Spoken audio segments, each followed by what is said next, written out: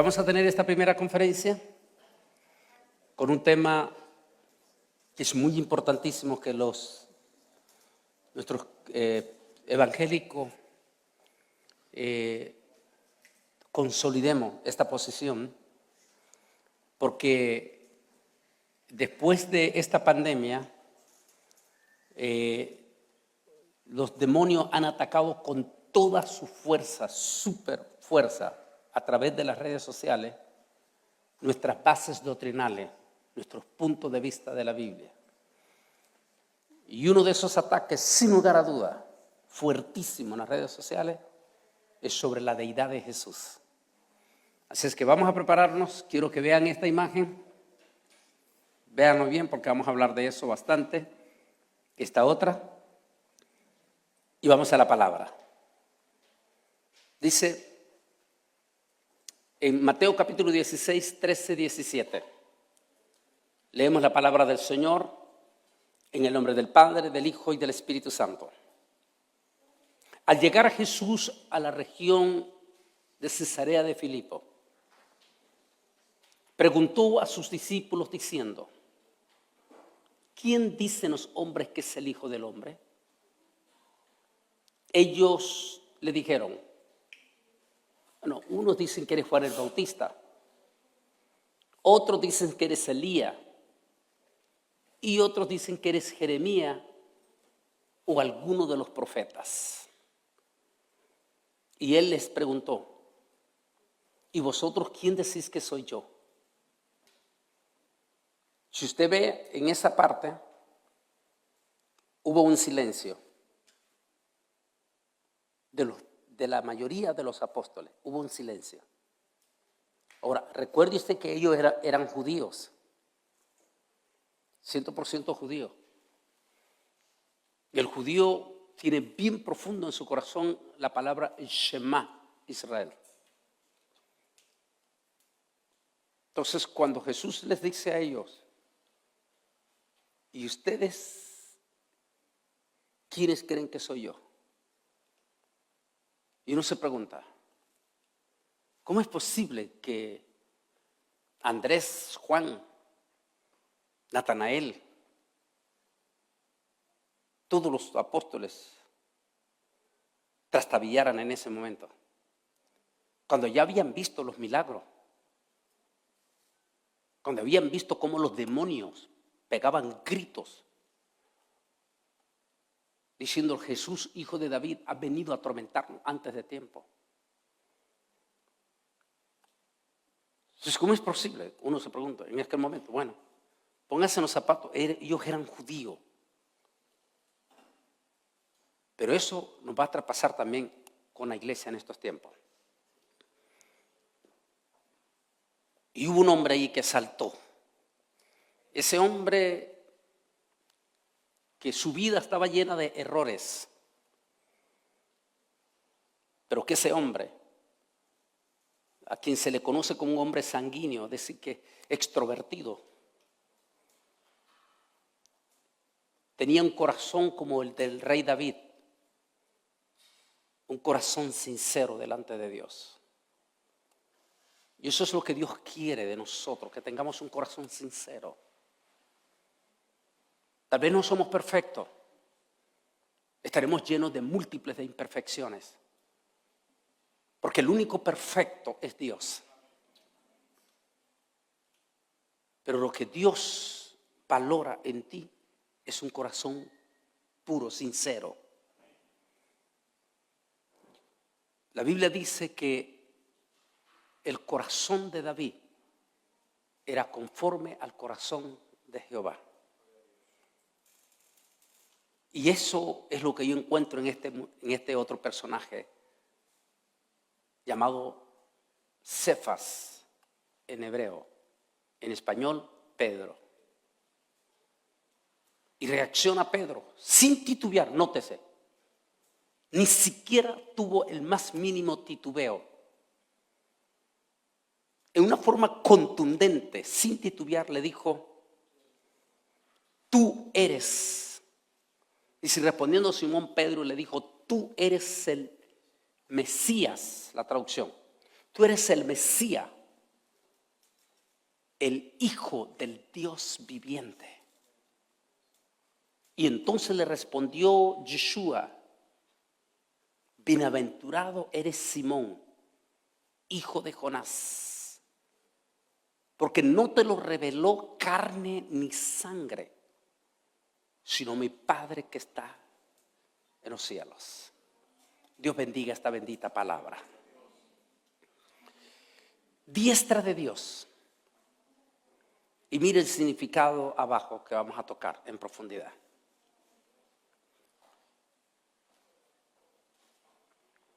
Pero antes de entrar en todos los detalles más de esto, volvamos a la imagen de aquí. Este era el templo en la época de Jesús. En aquel entonces era considerado como una de las 7 maravillas del mundo conocido. Ese templo, el segundo templo, después del templo extraordinario que había construido Salomón, Herodes el Grande había reconstruido este segundo templo como una maravilla. Allí, en ese templo, Jesús entró por última vez en esa Pascua donde Él murió en la cruz del Calvario. Esa fue su última entrada. Llegó al templo y hay una serie de escenarios que se dieron ese día. 1, la limpieza del templo. Y 2, el tremendo mensaje de los fariseos. Duro, donde desenmascaró la hipocresía de la religiosidad. Porque la religiosidad es dañina, es cruel, es despiadada. Y en aquel mensaje donde Jesús desenmascaró a los 2 grupos religiosos dominantes en el pueblo de Israel. Los herodianos, le decíamos herodianos porque era el grupo religioso judío que coqueteaba con el imperio romano, y estos eran los administradores del templo, es decir, eran los que administraban las finanzas, que era jugoso en aquel momento. Estos elementos se les consideraba como liberales, o sea, conocido también como los saduceos, los intelectuales, pero eran ultra liberales. E inclusive hasta negaban la existencia de la eternidad. Ellos. Este movimiento era completamente irreconciliable con el movimiento de los fariseos. Los fariseos era la parte que era la parte popular de todo el pueblo judío religioso. Como quien decimos hoy en día, los pentecostales y los bautistas. Y los fariseos era el otro extremo. Su religiosidad era completamente ultraconservadora. De tal manera que ellos no saludaban a cualquier judío. Si para ellos era un judío mundano, no lo saludaban de mano porque se contaminaban. Cuando iban a una casa de una familia judía que no era fariseo y le daba esa mujer judía un vaso de agua a uno de estos rabinos, entonces agarraba su pañuelo y comenzaba a limpiar el vaso, porque aquella mujer judía para ellos era una inconversa y ese vaso venía contaminado. Esa era la religiosidad de ellos. Eran la parte extrema, ultraliberales, ultra extremo. En el mensaje ese que Jesús dio en este templo, desenmascaró a los 2 grupos. La historia dice que ese día, esos 2 grupos irreconciliables irreconciliable. Los conservadores y los liberales. Dice que ese día, por el mensaje que los desafió de Jesús, los desenmascaró, se unieron los dos grupos religiosos, los liberales y los ultraconservadores. Se unieron para deshacerse de Jesús, para llevar a Jesús a la cruz del Calvario. 2000 años después, tenemos el mismo fenómeno. Tenemos el grupo ultraliberal que han vuelto de la gracia un liberalismo y que vemos prácticas ultraliberales que no compactan con la doctrina del Señor. Elementos haciendo declaraciones espantosas, pero espantosas. Y uno dice, ¿cómo es posible que los evangélicos estén siguiendo ese tipo de gente?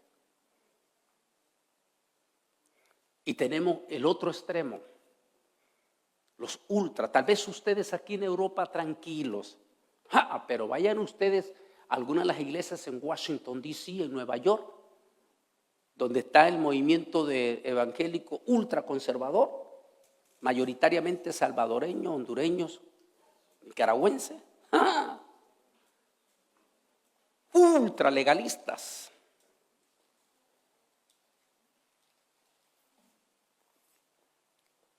Y esos dos grupos terminaron uniéndose y expulsaron a Jesús esa tarde del templo. Por eso es que Jesús, cuando que entró ese día en la mañana, que él dijo, oh Jerusalén, si al menos supiese este tu día, quién es el que te está visitando. Pero por cuanto no pudiste detectar este tu día, he aquí tu casa será dejada desierta y no quedará piedra sobre piedra que no sea destruida. Y no me volveréis a ver hasta que el día en que estés lista para decirme, Baruch haba Hashem, bendito el que viene en el nombre del Señor. Por eso quiero que miraran ahí, él entró por esta puerta, entró al templo y luego salió por esta puerta. Y la historia de por qué está cerrada es la que hacemos en la parte final. Cuando Jesús llega en uno de esos viajes que él tiene la experiencia a Cesarea de Filipo, en ese entonces el mar de Galilea llegaba casi hasta el monte Hermón, que es Cesarea de Filipo. Allí cerca del monte Hermón estaba esa colonia, era un pueblo que se había formado allí en Filipo.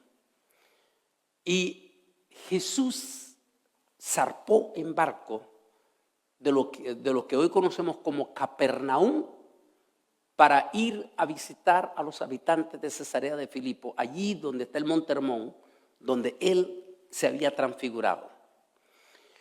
Dice que el hambre de la gente era tan grande que cuando se dieron cuenta que Yeshua iba para Cesarea, la gente se organizó en caravana para adelantársele, dando la vuelta e ir a esperar cuando él desembarcara en Cesarea de Filipo. Cuando él llega para desembarcar a Cesarea de Filipo, hay una multitud, pero una multitud de gente con sus niños, ancianos, todos queriendo ver al famoso rabino de Galilea. Cuando él está bajando y él queda viendo los rostros de aquella gente, de aquellos niños, de aquellas mujeres, de aquellos hombres, y él ve el hambre de esa gente. Dice la Biblia que él sintió compasión. Y se dio cuenta que eran como ovejas sin pastor. Es decir, la religiosidad era extraordinariamente grande, pero no había palabra, no había unción, había entretenimiento. En los dos grupos, los grupos liberales y grupos ultraconservadores, generalmente no hay palabra. Es por eso que la iglesia tiene que estar en el medio, en la balanza. Ni liberales ni ultraconservadores. Y dar el énfasis a la palabra. Porque la palabra es lo que da la vida. Entonces, cuando él ve todo, dice que sintió compasión en su corazón. Porque eran como ovejas sin pastor. Y es cuando en ese momento el divino maestro hace una pregunta impactante. Él pregunta y dice a sus discípulos: ¿quién dice la gente que soy yo? Y ellos dicen: bueno, Señor, los rumores que se dicen es que uno que eres Elías, otro que eres Jeremías, otro que eres cualquiera de los profetas. Y les pregunta: ¿y ustedes quién creen que soy yo?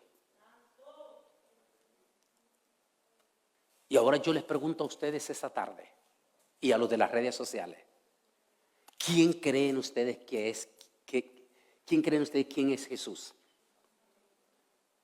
Pero de verdad, piénsenlo. ¿Quién creen ustedes que es Jesús? ¿Quién es Jesús, pues? ¿Tienen la respuesta en su corazón? ¿Saben de corazón a corazón ustedes quién es Jesús para ustedes? Porque después de las redes sociales, después de la cuarentena, miles de evangélicos, incluyendo pastores, ya no creen en la deidad de Jesús. Porque fueron invadidos por una multitud de predicadores o supuestos maestros, a los cuales ustedes ni los conocen. Y muchos de ellos, para el colmo, ni siquiera son evangélicos. Y esa gente que ha golpeado con una potencia sin precedente a nuestra iglesia evangélica. Este golpe comenzó en el 2010, lo que me llevó en el 2011 a hacer un estudio que se llama 3 armas que pueden destruir una iglesia. Y que esas 3 armas las consolidaron aprovechándose que ustedes estaban en la cuarentena. Y como en la cuarentena ustedes no podían venir a la iglesia, se metieron hasta las narices en las redes sociales. Y allí abrieron la puerta a los demonios. Recuerde que los demonios son espíritus. Y por lo tanto los demonios se trasladan por los aires. ¿Cómo le llega la internet a su casa? A ver, díganme. ¿Cómo le llega la internet a su casa? Por los aires. ¿Y qué significa la palabra like en la internet? Es una palabra inglés que en español significaría, en una forma singular, en una forma sencilla, me gusta. Pero cuando usted va al sinónimo, significa bienvenido a mi casa. Recuerde una cosa: los demonios no tienen derecho de entrar a su casa, excepto que usted los invite. Y cuando Satanás llega a su casa, ¿qué va a hacer? ¿A qué llega Satanás? A matar, robar y destruir. ¿Y cómo va a entrar? Los demonios necesitan cuerpo porque son espíritus.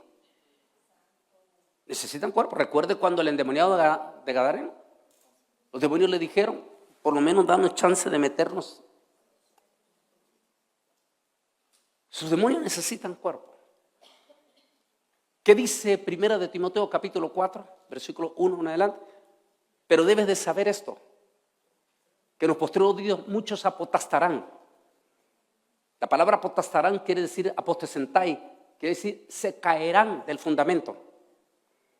Escuchando a espíritus engañadores. ¿Y a qué? Y a doctrinas de demonios. Pero ¿qué es lo que, la otra parte es la importante? ¿Qué dice? Por hipócritas mentirosos. Allí está. O sea, que ellos van a utilizar cuerpos de seres humanos. ¿De quiénes? De personas resentidas de la iglesia. Aquel predicador que como usted no le dio chance en su iglesia,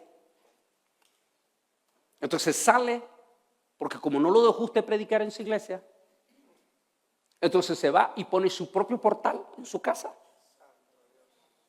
Y desde ahí comienza a lanzar todo el veneno posible. ¿Qué espíritu está sobre ese hombre? No puede estar el Espíritu Santo. Entonces ahí están operando espíritus de demonios.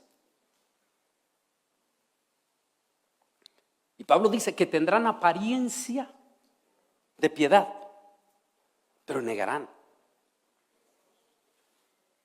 Luego dice Pablo que serán ávaros, vanagloriosos, soberbios. ¿Qué quiere decir soberbios? Que no aceptan que están equivocados, que se sublevan contra la autoridad espiritual. Nosotros creemos que Pablo lo dice, que al que honra, honra, es decir, al que respeto, respeto. Nosotros no idolatramos ni podemos idolatrar a ningún pastor o predicador, pero eso no quiere decir que no tengamos respeto. ¿Entiende lo que digo? Una cosa es idolatrar y otra cosa es el respeto. La Biblia nos enseña a tener respeto. Al que respeto, respeto. Nunca olvido cuando era un predicador joven en Costa Rica y estábamos en el Congreso de Evangelistas. Su servidor era el vicepresidente a nivel nacional de evangelistas. Y ese día me tocaba presidir el servicio. Y pasó uno de nuestros evangelistas jóvenes. Y pasó al altar y comenzó a hablar de los éxitos que estaba teniendo como evangelista. Y luego dijo: yo no soy como esos anticuados evangelistas, como Elías Pizarro, que ya está con el Señor, que no cambia su mismo mensaje anticuado en público. Cuando terminó de él, me lo llevé a una junta y le dije: ¿sabes qué, Héctor? Tú ni siquiera tienes 5 años de ser evangelista. Elías Pizarro tiene 50 años de ser evangelista. Elías Pizarro ya pasó por los terrenos que tú ni siquiera has comenzado a pasar. Él ya pasó los espinos, los abrojos. Él pasó todos los peligros y salió victorioso. Pero tú ni siquiera sabes si vas a salir victorioso del terreno que apenas vas a pisar. Es un irrespeto lo que tú acabas de hacer. Y quiero que vayas y le pidas perdón a ese siervo del Señor.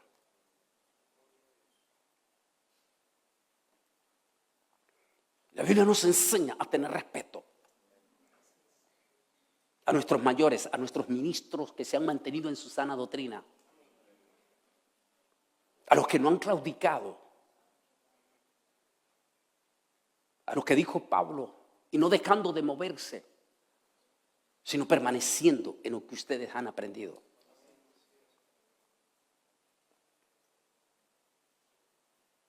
Y a estas personas que se llenan de soberbia y respetan los ministerios, porque se siente que ellos son la última Coca-Cola del desierto.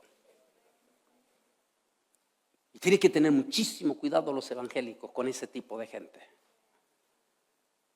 Aunque brillen, aunque sobresalgan, cuidado. En ese tema 3 armas, estoy hablando que ellos atacan 3 temas. 1, un ataque infernal del de 2010, pero infernal contra el diezmo. Satán sabe que si logra que una iglesia deje de diezmar, Satán sabe que esa iglesia está condenada ¿a qué? A cerrar. ¿Y quién es el que celebra cuando una iglesia se cierra? Satanás.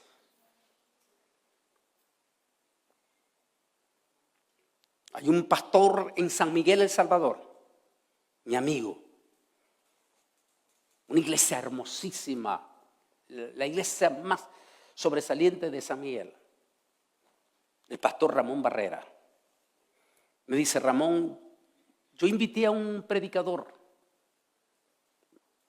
No, ni nos interesa decir su nombre, porque no. Se invité a un predicador. Era el predicador sensacionalista de aquel momento, después del 2010. A los evangélicos les impactaba porque llegaba vestido con su kipá al estilo judío y todo el mundo así. Y es que no han leído la palabra que dice Apocalipsis 2 veces en 2 de las 7 iglesias: a los que se dicen ser y no lo son. Y me dice, yo le doy toda la iglesia, aquella iglesia de gente de clase media para arriba. Me dijo: Bolaine, antes de ese mensaje, nuestra iglesia alimentamos múltiples de iglesias misioneras en diferentes partes del país, fuera del país. Cuando aquel muchacho pasó y dijo, yo me fui arriba porque transmitíamos en la televisión y en la radio, estoy checando allá arriba en la casa, cuando aquel muchacho comienza desde el púlpito a agarrar a garrotazo limpio el diezmo y a decir que el diezmo era un fraude, que el diezmo era solamente de granos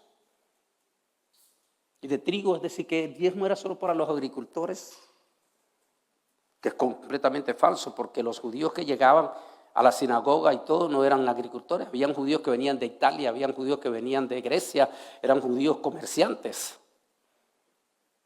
Pablo mismo pertenecía a una familia de los ricos.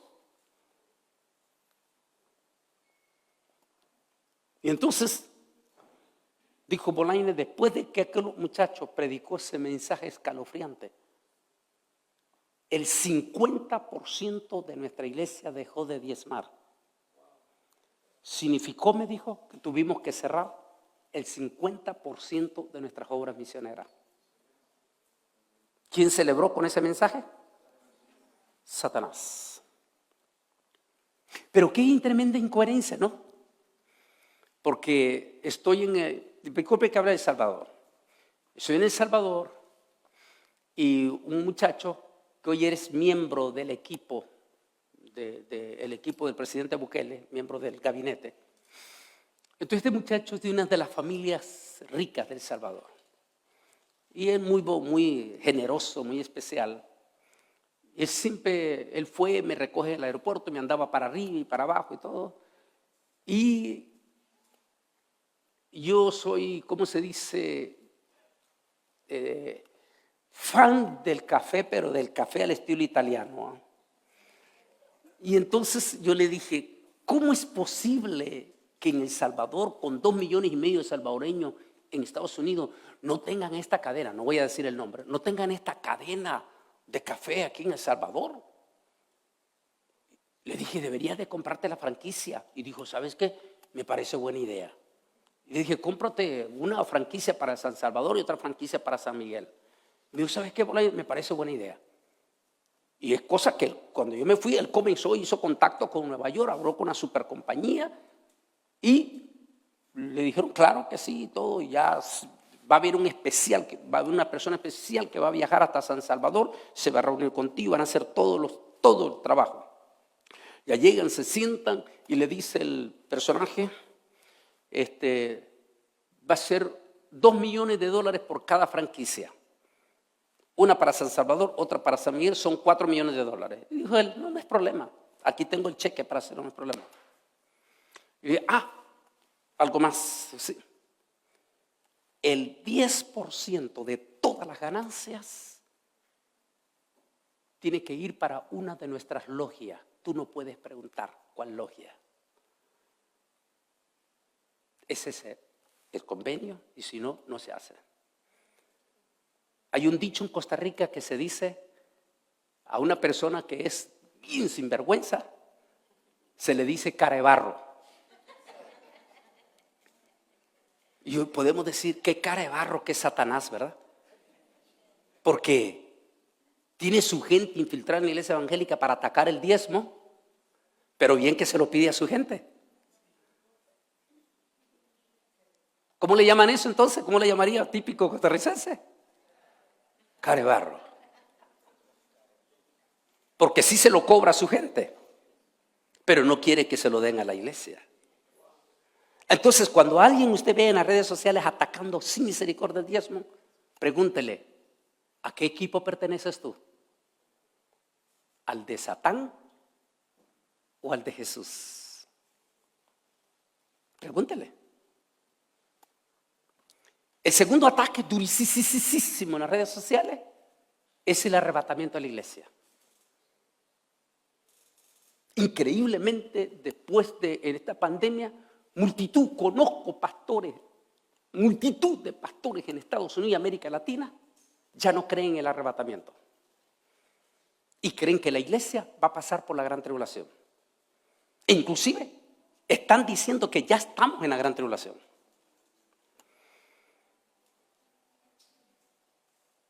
Y el tercer ataque es el que hablamos hoy.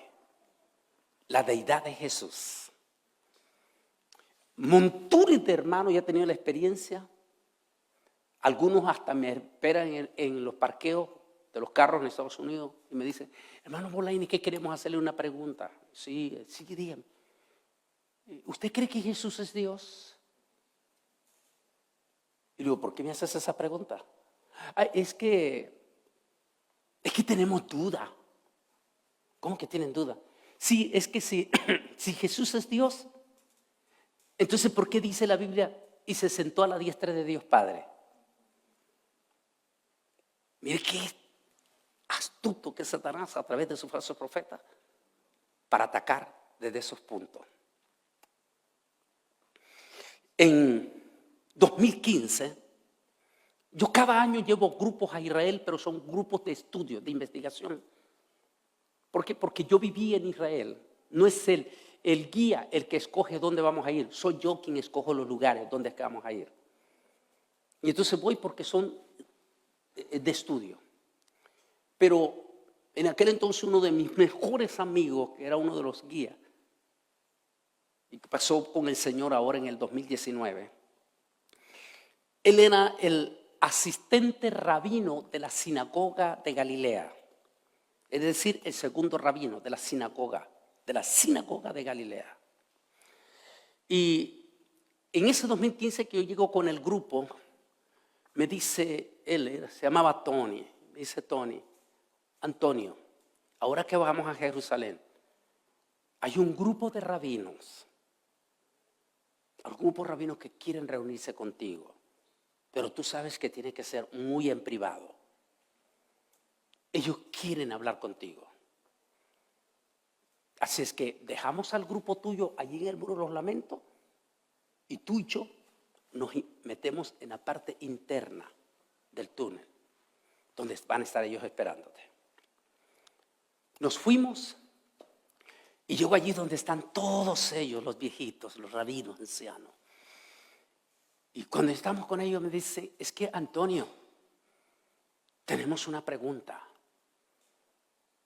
y necesitamos que nos la responda. Yo dije, sí, ¿cuál es la pregunta? Y dice, ¿tú conoces desde niño el Shema Israel? Claro que sí. Shema Israel, Adonai Eloheinu, Eloheinu Echad. Escucha Israel, el Señor nuestro Dios, el Señor uno es. ¿Lo conoces bien? Me dijo, sí. Entonces, ¿por qué a tu gente, a que tú sigues, los cristianos, me dijo, hablan de tres? Eso es lo que nosotros no podemos entender, porque ustedes hablan de tres y el Shema dice que es uno. Y entonces le dije, ok, entiendo, nos vamos a sentar Y déjeme explicarle desde la perspectiva de Bereshit, es decir, Génesis. Y comienzo. Y le dije, en el principio, cuando Adonai interviene en nuestro planeta y le da vida a este planeta de una forma perfecta, creó el sol, un sol exclusivo para él, para nosotros. Ni que diese mucha luz, ni que diese y que no diese luz. A fin de tener exactamente en una forma perfecta nuestra temperatura. Creó un sistema de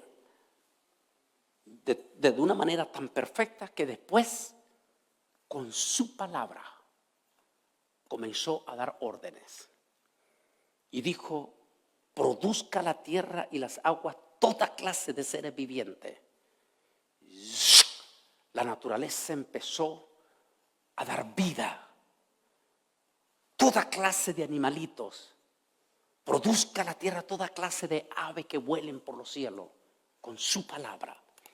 Y comenzó a crear toda clase de ave, toda preciosidad de aves que vuelan por los cielos. Luego dijo él, produzcan las aguas toda clase de seres vivos. Y los mares comenzaron a multiplicar toda clase de seres vivos marítimos. Y todo lo hacía con su palabra. Y en el día sexto ya no usó su palabra. Sino que en el día sexto dice que Adonai y todos ellos estaban viéndome con los ojotes bien abiertos. En el día sexto, porque ellos siempre lo enseñan todo en Shabbat.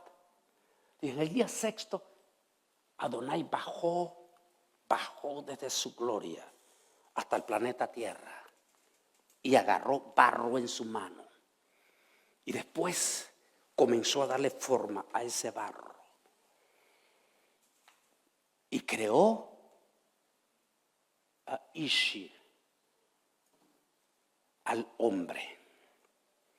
Y una vez que lo creó, le dije, oiga bien, lo hizo a su imagen y semejanza. Es el único ser de toditita su creación, en el cual dice que Dios lo hizo a su imagen y semejanza. Ni siquiera los espíritus, ni siquiera los seres angelicales fueron creados a su imagen y semejanza. Solo hubo un ser que fue creado a su imagen y semejanza. Y luego que lo creó a su imagen y semejanza, dice que le dio nefes. Nefes significa alma viviente. Y sopló sobre el espíritu. Y le dije, ahora que le digo eso, le hago la pregunta a ustedes. ¿Ustedes tienen espíritu? Y todos se quedaron viendo. ¿Quién? Sí, tenemos espíritu. ¿Y tienen alma? ¿Qué? Sí, claro. ¿Y tienen cuerpo? Y cuando yo le dije eso, ya todos los viejitos empezaron a empapar sus mejillas en lágrimas. Ni siquiera ya dieron respuesta. Cuando yo le dije, ¿y tienen cuerpo? ¿Y los tres qué son? ¿Y los tres son? ¿Y los tres somos? Uno. Usted tiene alma, tiene espíritu y tiene cuerpo. ¿Y los tres somos? Ahí está el misterio de nuestro gran Dios. Cuando les dije a ellos, ahí está el misterio. Simplemente los cristianos hacemos la manifestación en la Torah del Dios, el anciano de día, el Dios manifestado en carne, que es el mismo, y Ruach Kodesh, que es el Espíritu. Y los tres somos uno mismo. Felipe está en la última cena, cuando el Señor les está hablando y le dice, no se turbe vuestro corazón, creéis en Dios, creéis también en mí. En la casa de mi Padre muchas moradas hay. Voy pues a preparar un lugar para que donde yo esté, ustedes también estén. Viene Felipe, es judío, recuerda, es judío. Dice Felipe, bueno, pensé que la Torá nos dice que la única manera de llegar al cielo es a través de Hashem. Y él nos está diciendo que nos va a llevar al cielo. Por favor, pónganse en los zapatos de Felipe, es judío. Se queda Felipe perplejo. Es que la Torá nos dice que el único que nos puede llevar al cielo es Hashem. Y ahora el maestro nos está diciendo que nos va a llevar al cielo. Y entonces viene Felipe y dice, Señor, muéstranos al Padre. Y nos basta. A ver, ¿cuál fue la divina respuesta? A ver, dígamelo. No le estoy preguntando por la Facebook ni nada de eso. No. ¿Cuál fue la divina respuesta del Señor? A ver, dígamelo, a ver. Quiero oírla en voz alta. ¿Qué dijo?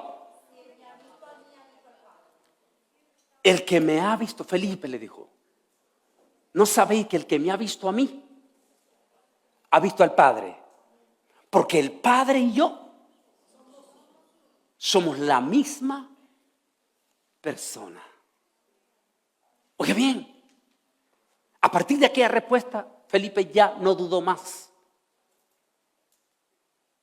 2000 años hemos tenido esa respuesta y de momento, después de la pandemia, tenemos multitud de evangélicos cuyas redes sociales han sido invadidas por grupos que son anti-Jesús. Y que estos grupos, incluyendo pastores, hoy en día, tienen dudas profundas acerca de quién es Jesús.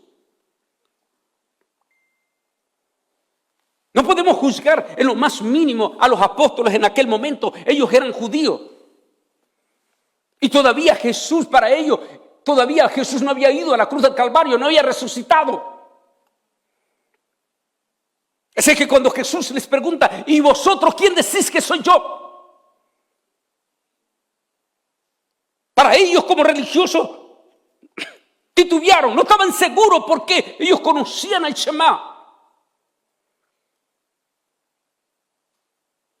Excepto aquel Pedro que siempre estaba con un paso adelante, reacciona sin titubear porque tenía un corazón sincero, un corazón abierto para no dudar.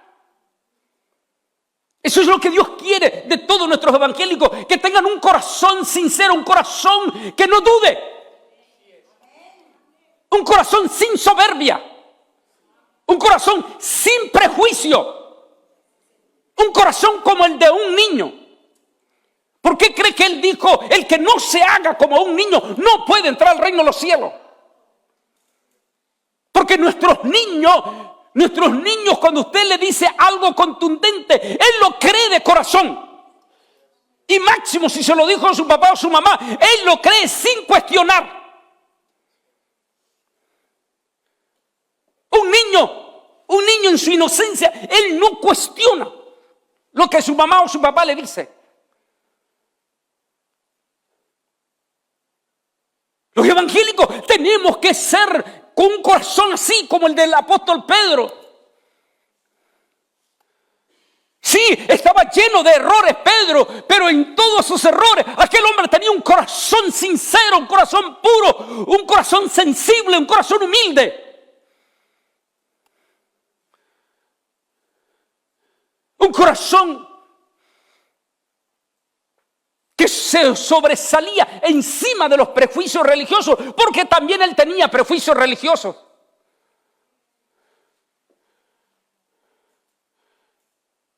Pero cuando Yeshua pregunta, ¿y quién dicen ustedes? ¿Y quién creen ustedes? Ustedes. Yo no importa lo que diga el señor Joel Austin, ¿qué me importa lo que él diga? ¿Qué me importa lo que diga Sutano o Mengano? No debe de importar qué es lo que tú crees de Jesús. ¿Qué crees tú? No lo que están diciendo esos demonios de las redes sociales. No, ¿qué crees tú?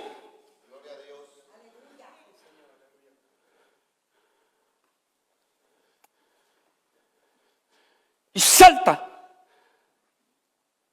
De entre el grupo salta el apóstol San Pedro y dice: tú eres el Hijo del Dios viviente, tú eres el Mesías. Sin titubear. Y le dice Jesús: bienaventurado Pedro, porque no te lo ha revelado ni carne ni sangre, sino mi Padre que está en los cielos. Cuando nosotros tenemos una certeza profunda de Jesús en nuestro corazón, no nos mueve nada. No nos aparta nada. Así vengan tormentas, así vengan 10,000 pandemias, no nos van a apartar.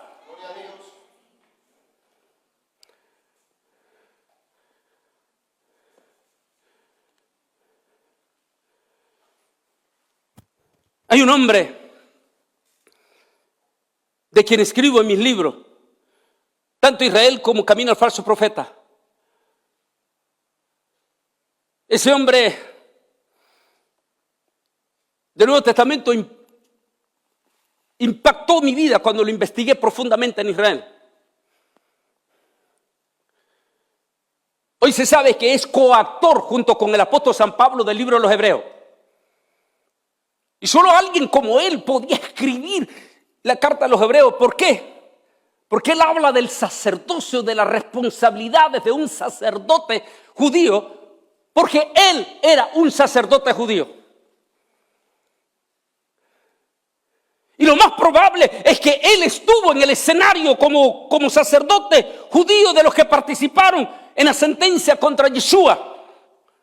Y él estuvo cerca en la crucifixión y todo como sacerdote. Y él vio los milagros. Y él vio la resurrección. Y se convierte después de la resurrección de Jesús. Y como era uno de los maestros, uno de los sacerdotes, se convierte rápidamente en una de las personas fuertísimas, influyentes dentro de la iglesia primitiva. Y cuando se convierte, unos años después, se convierte uno de los rabinos de los grandototes, de los encopetados, de los 70, de los intocables de aquel entonces, de los 70 más grandes. Se convierte al Señor. Inmediatamente los apóstoles y todos hablaron: Dios mío, se convirtió uno de los peces grandototes del judaísmo. Necesitamos ponerle, porque todos necesitan un maestro. Necesitamos ponerle a alguien que esté al nivel de él.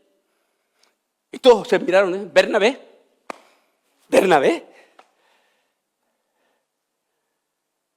Es el ideal. ¿Por qué? Porque viene de la misma categoría de él en el aspecto de sacerdote, de levita.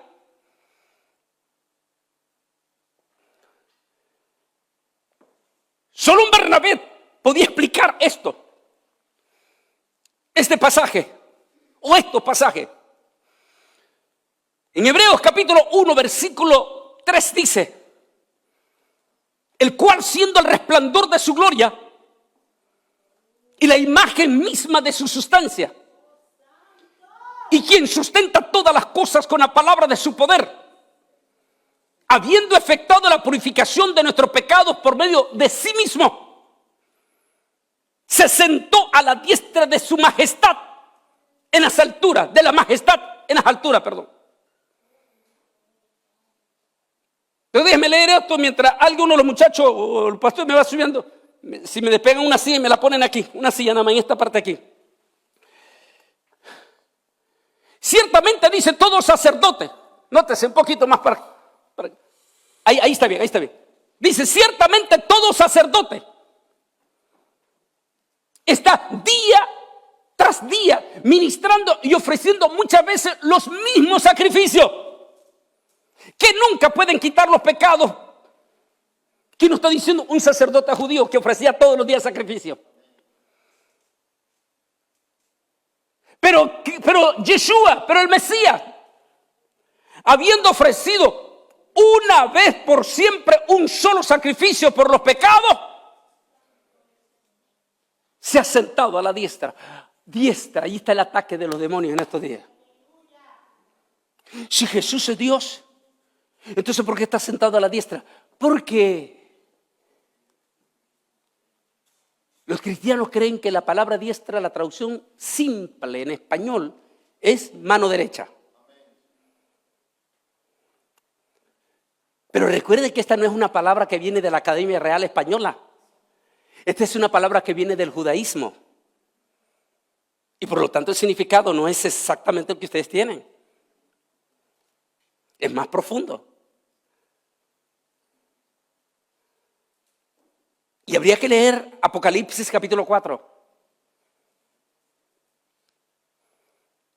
Ese día en que toda la iglesia seremos arrebatados. Es lo que presenta Juan. Somos arrebatados en un abrir y cerrar de ojos. Y al abrir nuestros ojos, la multitud, todos los arrebatados y los resucitados en Cristo Jesús, al abrir nuestros ojos estaremos en un impresionante y extraordinario tabernáculo. Y nuestros ojos, utilizando los ojos de Juan en ese momento, se centran en ese majestuoso trono compuesto por 24 ancianos. Cada uno, dice Juan, tenían coronas de oro sobre sus cabezas. Alrededor de aquel majestuoso trono en aquel tabernáculo estaba como un mar de cristal. Y sobre el majestuoso mar de cristal estaban 4 seres vivientes, que, como explico en mi libro Israel al filo de la profecía, son 4 seres angelicales de la más alta jerarquía de Dios, entre los cuales identificamos a 2 abiertamente: a Miguel y a Gabriel. Son 2 de esos 4 seres angelicales de la más alta jerarquía de Dios. Juan dice que estos 4 seres vivientes están de noche y de día delante del que está sentado en el trono. Pero cuando Juan centra su mirada al trono, Juan no ve una imagen. Por eso no puede describir y vi a una persona parecida a un alemán, ojos verdes o azules. No, él no describe a una persona, porque Dios es espíritu.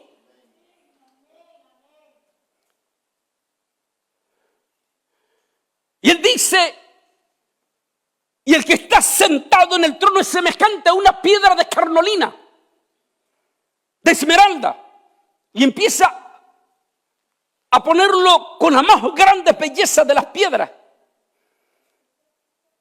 Y está vestido el trono, su majestad, por esa grande blasfemia y profanación que están haciendo los más grandes impíos de este mundo, que están profanando uno de los símbolos más sagrados en el cielo, el símbolo del arco iris. Y que estos grupos de depravación utilizan el símbolo como una forma de ofender a Dios. Y si vi un arco iris sobre el altar,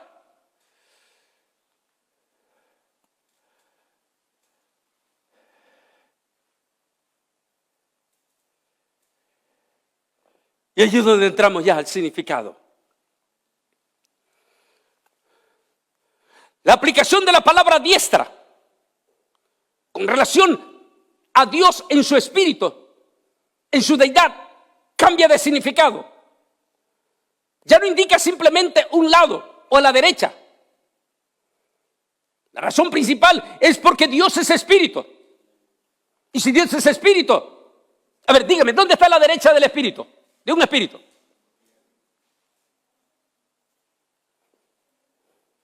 Dígame, ¿dónde está la derecha o dónde está la izquierda de un espíritu?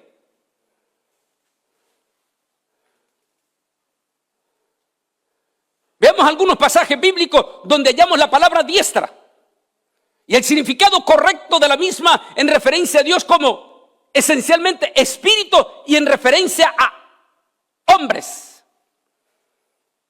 Y si extendiste tu diestra, la tierra los tragó.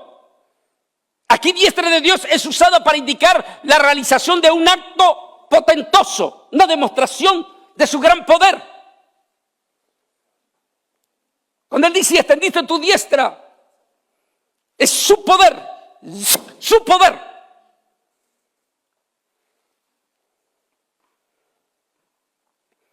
Pero sigamos porque después quiero hacer el ejemplo. Aquí tenemos una idea ese día, capítulo 5 de Apocalipsis.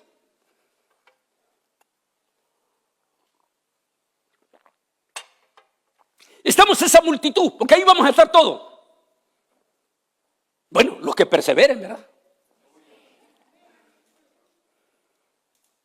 Estamos la multitud allí con vestiduras blancas y con palmas en nuestras manos. Aquella multitud estaremos exhaustos viendo el majestuoso trono.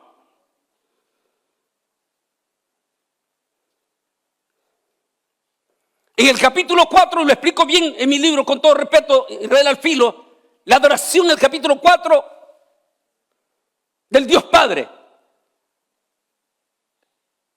Y en el capítulo 5, la adoración del Dios Hijo y el Dios Ruach Kodesh.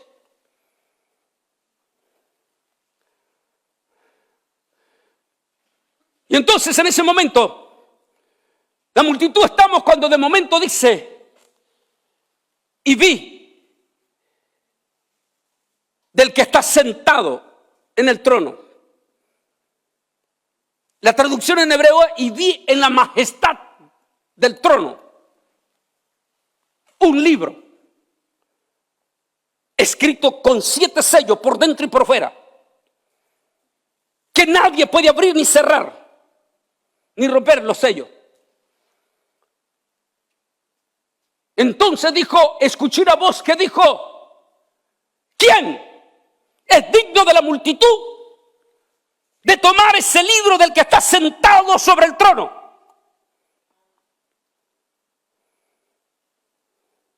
Juan Johanán,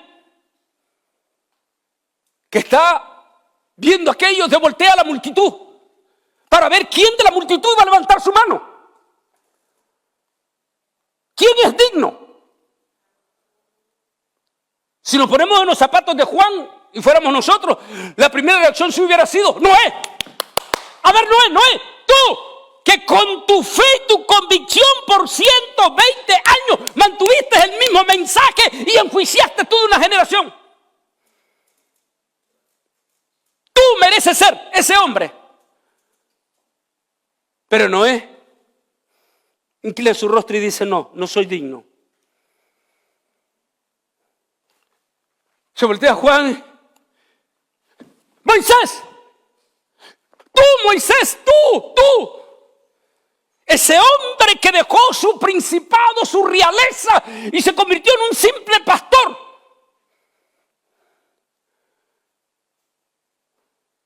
Y dice Moisés, no soy digno. José, uno de los 2 prototipos perfectos de Jesús. Y José inclina su cabeza y dice, no soy digno. David, tú que dice la Biblia que eras conforme al corazón de Yahweh. Y David dice, no soy digno. Daniel, el segundo hombre más prototipo perfecto de Dios, de Jesús. Y Daniel dice, no soy digno. El gran Pablo, el gran apóstol Pablo, el escritor de la mitad del Nuevo Testamento. Y Pablo dice, no soy digno. John Hus, el bravo predicador de los europeos, ese hombre que se dice que es el cuarto hombre de mayor unción en la historia. Pero John Hus agacha su cabeza y dice, no soy digno. Martín Lutero, el hombre que le dieron de mal apodo antorcha encendida porque incendió todo un continente. Pero Martín Lutero agacha su cabeza y dice, no soy digno. Entonces Juan empieza a llorar. Dice, no es posible. No es posible que no tengamos a alguien digno.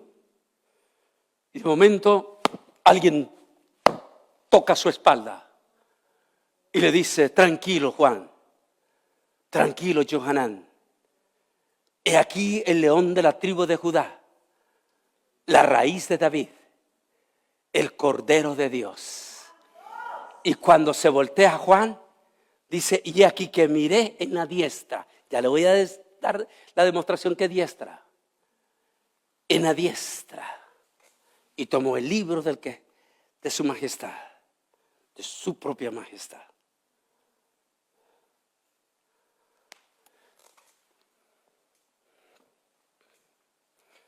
Y a partir de ese momento, todos comenzamos a cantar un cántico.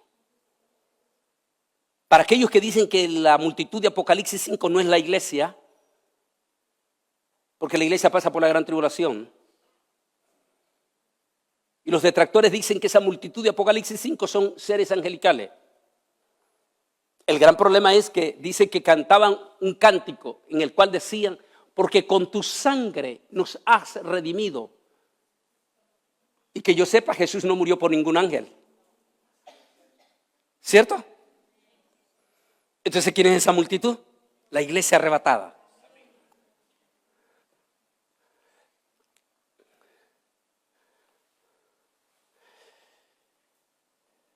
Y él llenó del Ruach Kodesh, alzó su mirada a los Shamay, a los cielos, y vio el Kabod, el esplendor de Elohim, y a Yeshua de pie a la derecha.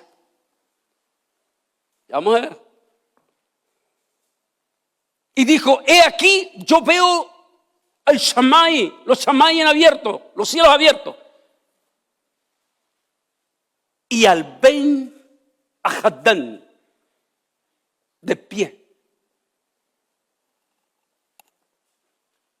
Están los judíos religiosos, entre los cuales estaba a quien más tarde Bernabé sería su tutor. ¿Quién era?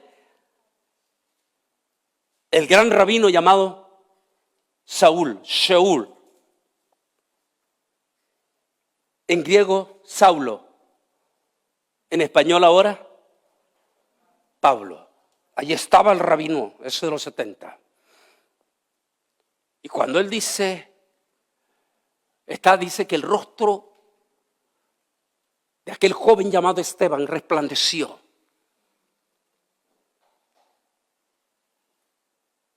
Qué terrible que es la religiosidad, porque la religiosidad blasfema, se sobrepone sobre todo cuando tocan lo que él no quiere creer en su religiosidad. Por eso es peligroso la religiosidad llena de hipocresía. ¿Cómo es posible que ellos, dos religiosos, incluyendo Saulo en ese momento, no podían ver que el rostro de aquel jovencito llamado Esteban estaba resplandeciendo? Estaba resplandecido. Pero lo que más los enfureció a ellos es cuando Esteban dice, en este momento estoy viendo el trono de Elohim y sobre su majestad, en español derecha, de pie, al Ben Ahadán. ¿Sabe qué significó para los judíos eso? Que Esteban estaba diciendo, que Yeshua es Dios. Eso es lo que les estaba diciendo. Ellos dijeron, este es el colmo de la blasfemia. Porque Esteban dijo, y veo al Ben Hadán de pie sobre su majestad. Y agarraron piedra y comenzaron a apedrearlo.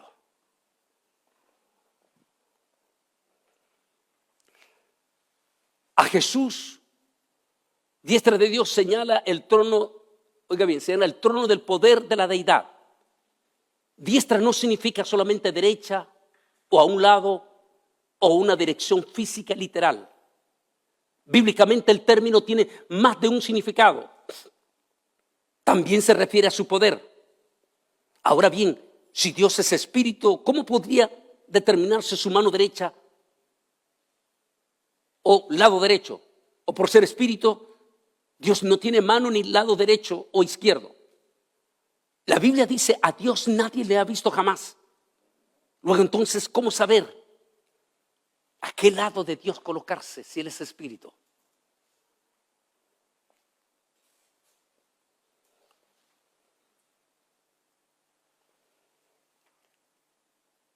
Creemos que Jesús no está sentado a un lado derecho, físico, hablando en forma física, la derecha del trono de Dios, sino que Él ostenta el poder de Dios. Eso es la diestra de Dios. Dijo Pedro 3:22, primera de Pedro, quien Jesús, habiendo subido al cielo, está a la diestra de Dios y a Él están sujetos ángeles, autoridades y potestades. La expresión se sentó indica que la obra sacrificial de Jesús fue consumada, está acabada y está completa. Volvamos a Bernabé. Dice Bernabé, todo sacerdote todos los días presentaba sacrificios por los pecados que nunca los quitaban. Pero un día, dijo, vino un sumo sacerdote, dice Melquisedec, de la casta sacerdotal de Melquisedec, de la casa del rey David. Y aquel sumo sacerdote, dice Bernabé, se presentó en el lugar santísimo donde solo el sumo sacerdote podía entrar. Se presentó al lugar santísimo.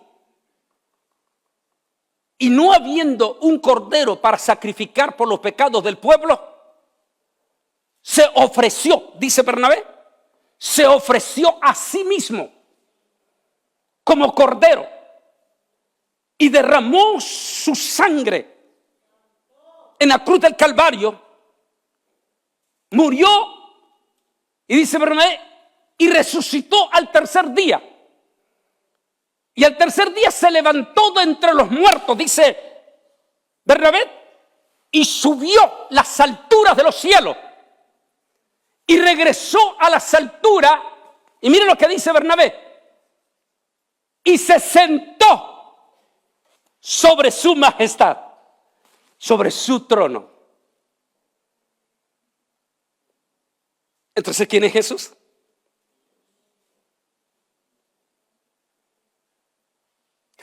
Es que los testigos de Jehová y los adventistas dicen que Jesús es la primera criatura creada por Dios. Pero hay un problema. Isaías y en la Torá dice que Dios no comparte su gloria con nadie. En Isaías dice, escucha Israel, yo soy Jehová y fuera de mí no hay otro. Y yo no comparto mi gloria con nadie. Entonces, ¿cómo es que dice Apocalipsis que cuando vieron al Cordero dice que todos, ángeles y todos, rindieron y dijeron, a Él sea la honra, la gloria por los siglos de los siglos y de los siglos? Y todos los ángeles dijeron, amén.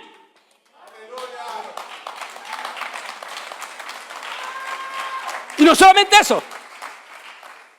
Y oí, dice Apocalipsis 5, y oí en la tierra simultáneamente. Eso va a pasar. Algo va a pasar. que la gente misma, los propios impíos, los que van a tener el microchip, que vamos a ver mañana. Algo va a pasar de momento, hasta el mismo Felipe. Rey Felipe, que es el rey más ateo de la historia de España. Hasta el mismo Felipe, todos ellos van caminando de momento, amén. Incluyendo la bestia anticristo y el propio falso profeta, si es que está vivo Francisco.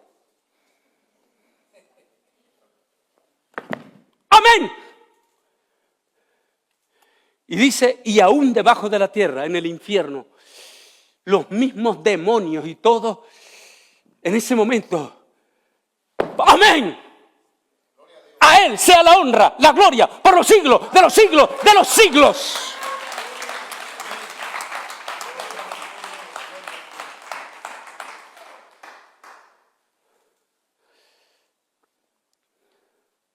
Por eso leemos en Hebreo 1:3, el cual siendo resplandor de su gloria y la imagen misma de su sustancia. Oiga bien, miren lo que está diciendo. Y quien sustenta, oiga bien, todas las cosas con la palabra de su poder, habiendo efectuado la purificación de nuestros pecados por medio de sí mismo, se sentó a la diestra de su majestad. O sea, en su trono. ¿Y quién está sentado en el trono en el capítulo 4? El anciano de día. Sobre su majestad. En Hebreos 10, 11, 12, ciertamente todo sacerdote está día tras día ministrando y ofreciendo muchas veces el mismo sacrificio que nunca pueden quitar los pecados. Pero Yeshua, el Mesías, habiendo ofrecido una vez para siempre un solo sacrificio por los pecados, se ha sentado sobre su majestad, a la diestra de Dios. De modo que la diestra demuestra y revela la omnipotencia y la deidad absoluta de Yeshua. Y justifica el mensaje ¿de qué? De un solo Dios. Como usted y yo, como humanos que fuimos hechos a la imagen de Él, somos espíritu, somos alma y somos cuerpo, y los tres somos, o somos tres personas. Por favor, que alguien le diga a los pobres testigos de Jehová que están perdidos en el espacio.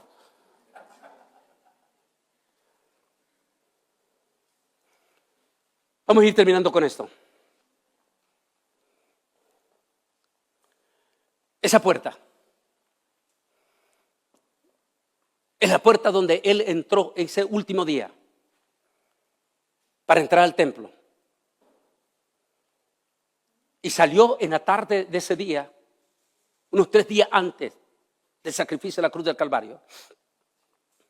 Y salió esa tarde porque fue expulsado del templo. Fue expulsado de su propia casa. Por eso Él dijo, ahora tu casa será dejada vacía. Porque sin darse cuenta, aquellos sacerdotes que tanto esperaron al Mesías, es decir, al Dios mismo manifestado en carne, ahora que llegó, lo echaron.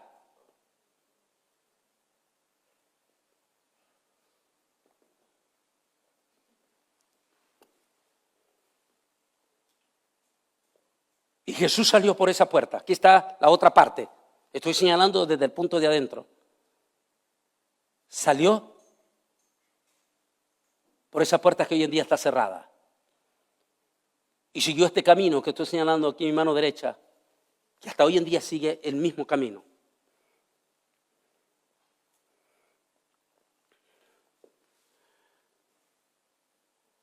¿Qué significa esa puerta cerrada? En el judaísmo hasta hoy en día, cada vez que un judío va con su niño, porque esa es la enseñanza judía, va con su niño, y cuando el niño le pregunta,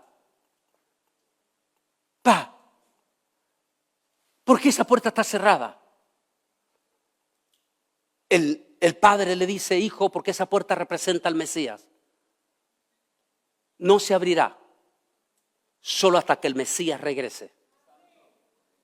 Por tanto, nadie puede entrar por esa puerta hasta que el Mesías venga.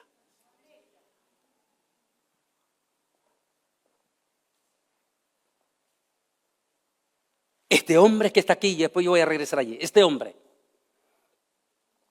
llamado Simón el Celote, era el líder de los celotes. Es lo que representa hasta hoy en día para el pueblo judío el orgullo de la sangre del pueblo judío. Los famosos celotes de Qumran.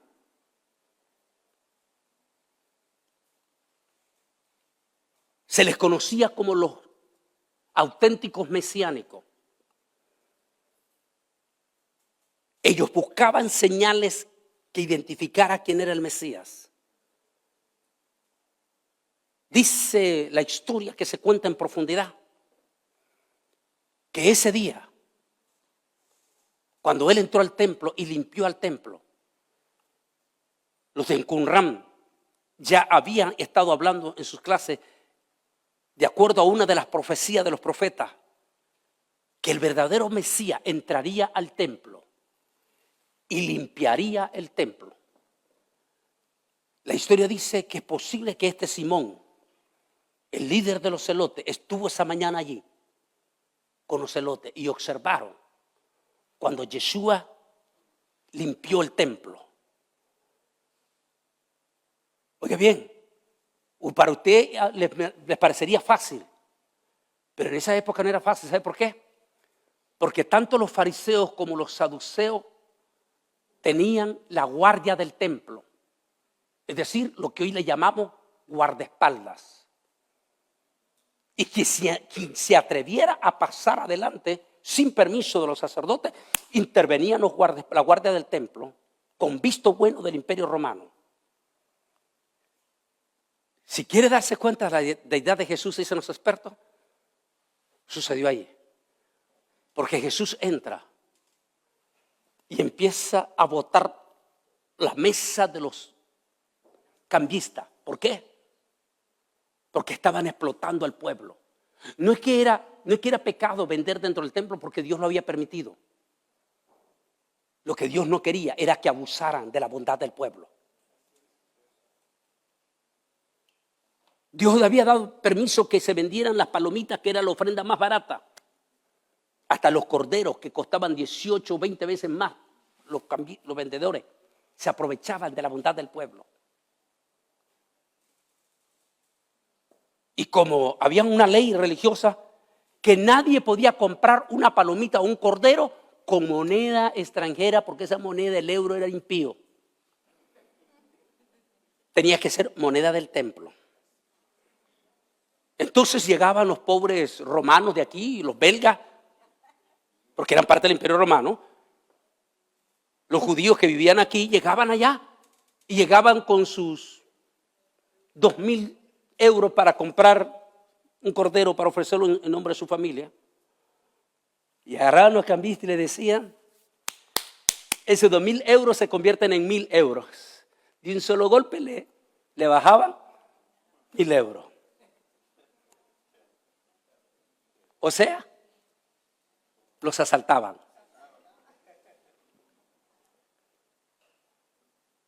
Y Jesús las tira por el suelo y les dice, ¿por qué habéis convertido la casa de mi padre en cueva de ladrones? Y todo el mundo se pregunta, ¿y qué pasó con la guardia del templo? Y los encopetados religiosos que allí estaban. Y cuando la guardia del templo quiso intervenir, quedó paralizada. Y Simón el celote, que allí estaba, observó y anotó. Y regresó ese día a Qumran y le dijo, hoy vimos a Yeshua cumplir esta profecía. Hoy yo le hablaba a él de los misterios de los rollos del Mar Muerto, porque tuve la experiencia cuando era un jovencito en 1990 en la Universidad Hebrea, con uno de los grandotototototes que participó en el tema de los rollos del Mar Muerto. ¿Por qué? Están sellados, no se puede leer.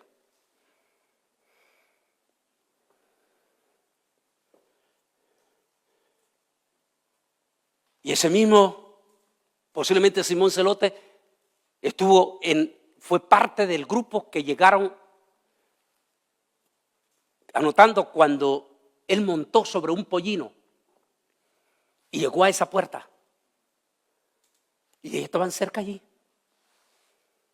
observando y anotando. Zacarías dijo que entraría montado sobre un pollino. Y ahí estaba Simón cuando escuchó que él dijo: oh Jerusalén, si al menos supiese este tu día, ¿quién es el que te visita? Pero por cuanto no supiste, ahora tu casa será dejada desierta. Don Simón, ¿no me lo cree a mí? Investigué la historia con History Channel, National Geographic, con Discovery, investiguélo.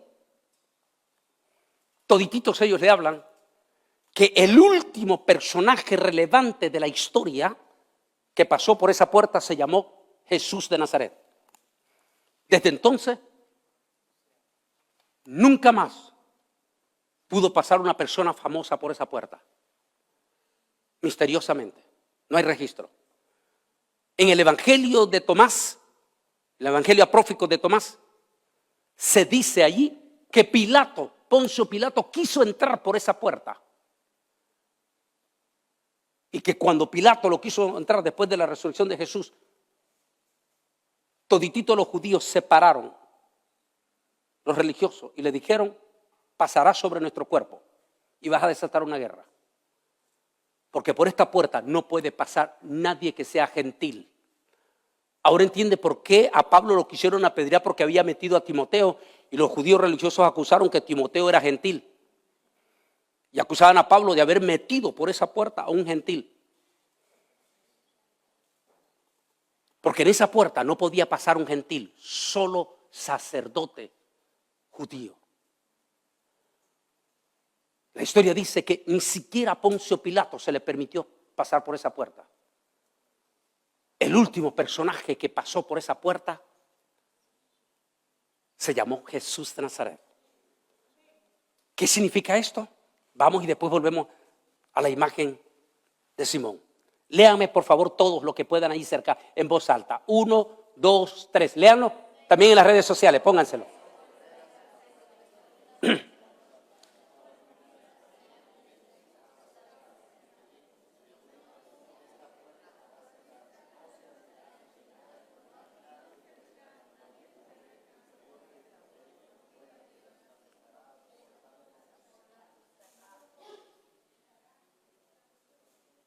Y me hizo volver hacia la puerta exterior del santuario. Está hablando Ezequiel en la visión. En la cual miras al oriente, Monte los Olivos. Y estaba cerrada. Y me dijo Yahweh: esta puerta estará cerrada. No se abrirá y entrará nadie por ella. Porque Yahweh, Dios de Israel, entró por ella. Estará, por tanto, cerrada. ¿Quién fue el último personaje relevante de la historia que entró por esa puerta? En el año 70 después de Cristo, cuando el general Tito entró con las tropas y destruyó en su totalidad el templo. Dicen los historiadores, y se lo cuentan aquí mismo, cuando vaya a Roma, ustedes viven aquí, hagan el tour en Roma y se lo van a contar ahí los mismos historiadores, porque lo van a llevar allí donde está la réplica de la menorá de Tito. El mismo historiador se lo va a decir. Dice que cuando Tito vio esos mosaicos del templo, que estaban formados estos mosaicos del templo, adentro, decidió pulverizar esos mosaicos para evitar que los judíos intentaran reconstruir el templo. Sin darse cuenta, Tito estaba cumpliendo la profecía de Jesús, que no quedaría piedra sobre piedra que no fuese destruida. Después que Tito hizo la invasión y todo, dice la historia que llegó Simón el celote con todos los celotes. Y cuando vio la devastación del templo, Simón se acordó de las palabras de Yeshua. Ahora tu casa será dejada desierta y no quedará piedra sobre piedra que no sea destruida. Simón el celote ordenó en ese momento con su gente construir esta puerta. Esa es la segunda, la original está 8 metros abajo en la actualidad. Pero esa es la réplica igual que la hizo Saladino el Grande de Turquía.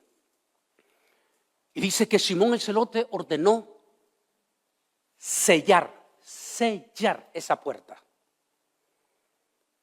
Y lanzó una maldición. Y dijo, cualquier judío que intente entrar por esta puerta de aquí en adelante, caerá una maldición sobre él. Porque no podrá entrar. Porque por esta puerta entró Yahweh. Y no podrá volverse a abrir hasta que él regrese al Monte de los Olivos y entre por esta puerta. Por lo tanto, dijo, la puerta estará cerrada hasta que él regrese. Entonces, ¿quién es Jesús? Ahora entiende cuando él dijo, ¿se acuerdan los pasajes que él dijo? Yo soy. Miren la puerta, a ver si recuerdan el pasaje. A ver, pastor, ¿recuerdan el pasaje? ¿Qué dijo él? Yo soy la puerta. ¿Por qué dijo él yo soy la puerta? Porque él entró por esa puerta.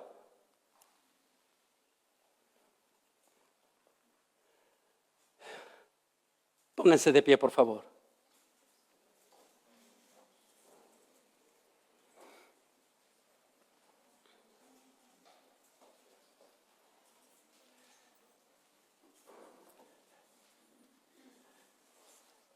Como evangélico, como cristiano, debemos de tener una absoluta certeza de quién es Jesús.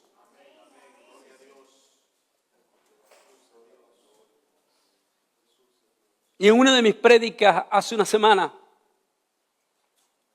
lo hice con un propósito de honrar al movimiento mesiánico de Israel. Porque el movimiento auténtico, legítimo, verdadero, mesiánico, judío mesiánico, han salido en todo este año en defensa de la deidad de Jesús. Porque hay otros movimientos que se autodenominan mesiánicos, pero están negando la deidad de Jesús. Se cree que son testigos de Jehová o adventistas disfrazados de judíos. Y están negando la deidad de Jesús. Y es por eso que los judíos mesiánicos verdaderos han salido a la defensa. Y han salido a postear públicamente de que Yeshua y Yahweh es la misma persona. Mi hermano y mi hermana, ustedes que están en las redes sociales, que nadie te robe en tu corazón la certeza de quién es Jesús. Y que al mismo tiempo le dé la gracia de que Dios te haya dado el privilegio de haberle recibido como Señor y Salvador de tu vida. Porque recuerde que esto no es del que corre ni del que quiere, sino de aquel a quien Él se le revela.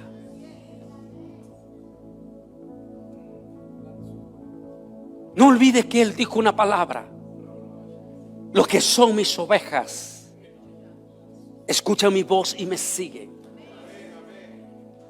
No son aquellos que causan dolor, No son aquellos que causan fricciones terribles.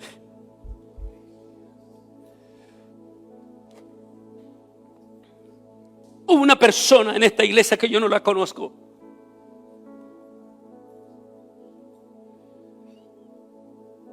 ¿Saben ustedes? ¿Saben ustedes que ese hombre, ese siervo de Dios,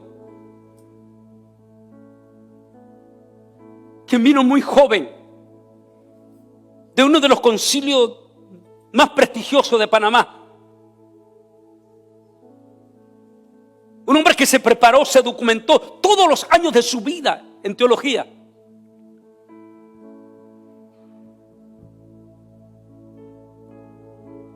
que Dios lo trajo, porque fue Dios lo trajo hasta este lugar, Bruselas, Bélgica. No crean ustedes que una iglesia que tiene 20, 25, 30 años es una iglesia que se levanta de la noche a la mañana. No. Lleva lágrimas. Lleva hambre. Lleva sacrificio.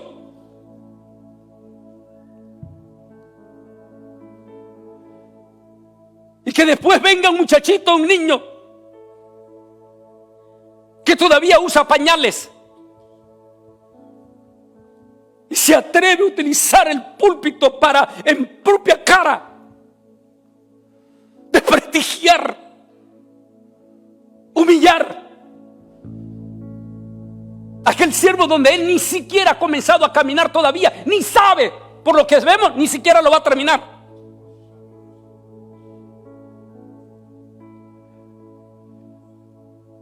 Y arrastró un grupo de gente. Y recuerde que Satanás siempre cobra una cuota de ese grupo de gente. Hay familias que ya no va a regresar, ni a uno ni al otro lado.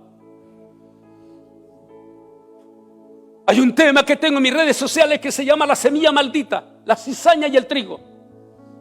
Pero desde el punto de vista judío, lo que eso significa. Por favor, mis hermanos que están aquí, sean trigo. No sean miembros de la semilla maldita. Sí, tenemos errores, pero rápidamente reconozcan sus errores. Claro que hubieron hombres también en la vida que cometieron errores, pero tuvieron la capacidad de venir y decir: fallé. Porque son de la semilla. Pero el que no es de la semilla destruye.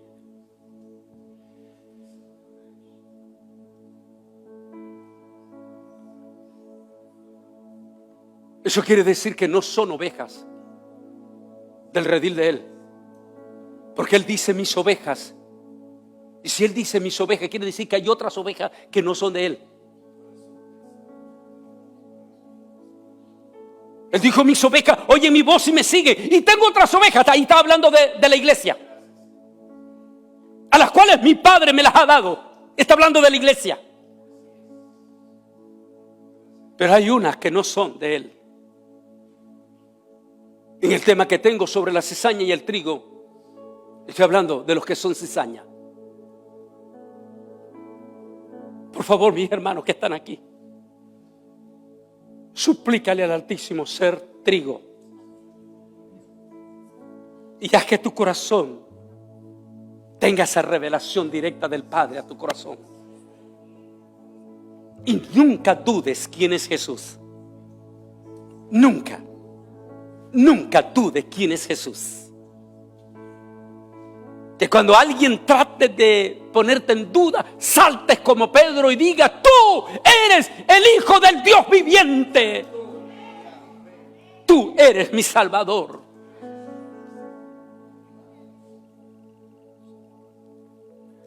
Que nadie te robe ese privilegio.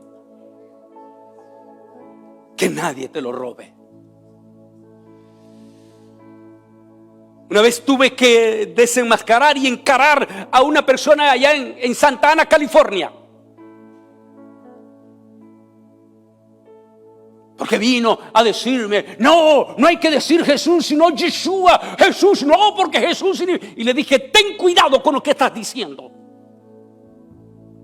Porque estás desconociendo la ley de la transliteración. y podrías caer en una blasfemia.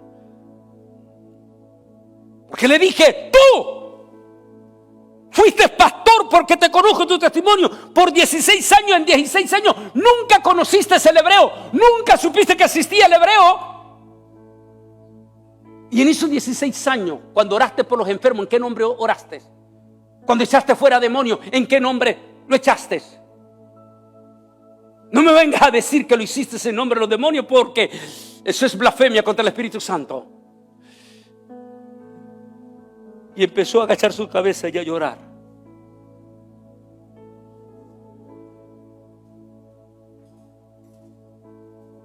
Jesús en español.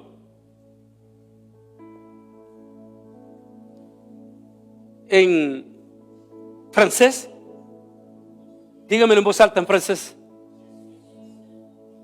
¿Cómo? Jesús. En inglés, Jesus. En griego, Jesús. En español, Jesús. Agarra un endemoniado. Si lo agarra aquí en idioma francés y dígale, en el nombre de Jesús, sale ese demonio huyendo, como dicen en Costa Rica, como alma que se lo lleva el diablo. Pero si está en América Latina, aquí con los hispanos, y está un demonio, y en el nombre de Jesús, sale ese demonio. Pero si estás en Estados Unidos o en Inglaterra y le dicen en name de Jesus, sale ese demonio huyendo. Y si estás en Israel, en el nombre de Yeshua, sale ese demonio. Ese es el misterio de la ley de la transliteración. Y eso es lo lindo de que nuestro Jesús, Jesus, Yeshua, Jesús, Yeshua, sobre todo nombre se dobla toda rodilla.